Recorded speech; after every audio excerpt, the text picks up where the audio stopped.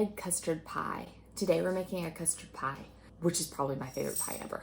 Welcome back. My name is Melissa. This channel is dedicated to celiac safe, gluten-free tips and recipes. Drop a comment if there's anything you want me to try. Let's get started.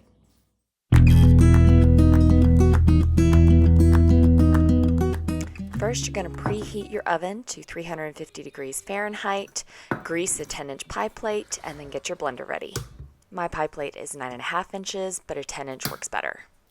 Now, I don't like tons of extra dishes, so I'm adding all of my ingredients straight into my blender. We're starting with 4 large eggs.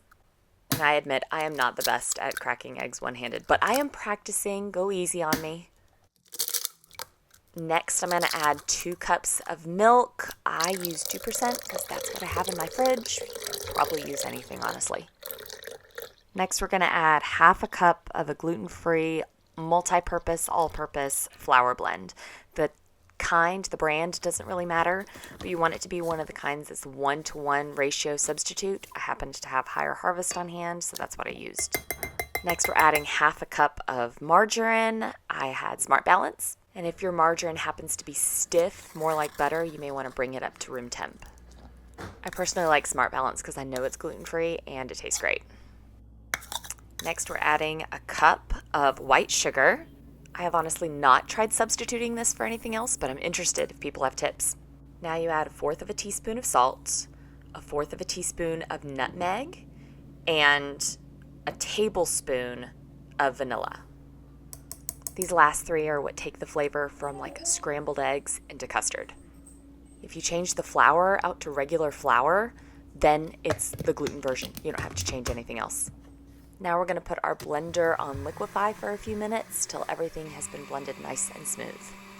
If you're desperate and you don't have a blender, theoretically I think you could mix it by hand, but it is going to take a lot longer to get it to the right consistency.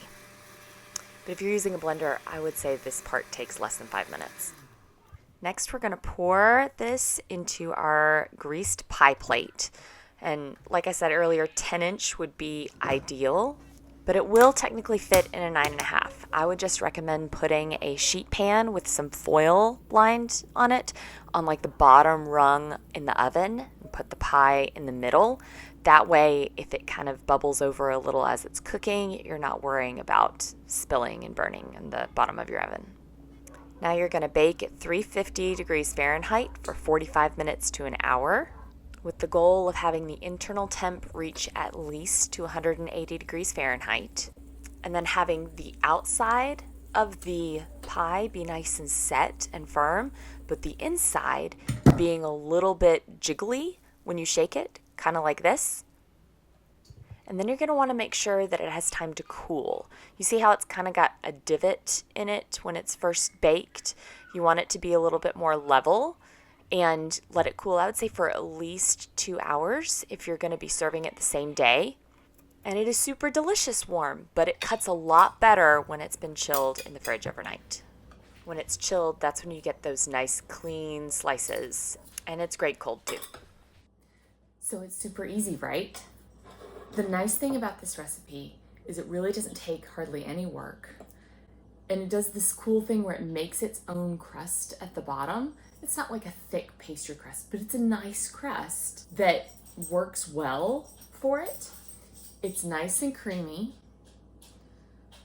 It tastes like custard, and it's minimal work to do so. This is the kind of thing you can throw together at the very end of your dinner prep with 5 minutes of prep work. Pop it in the oven while everyone's eating, and then you're done. And as soon as everyone's done eating, you can bring it out and you can let it cool, and then you've got this wonderful dessert that everyone can enjoy. Or you can make it super easy the night before and then pop it in the fridge and let it set overnight. And it's ridiculously fast and it's delicious. So I hope you enjoy.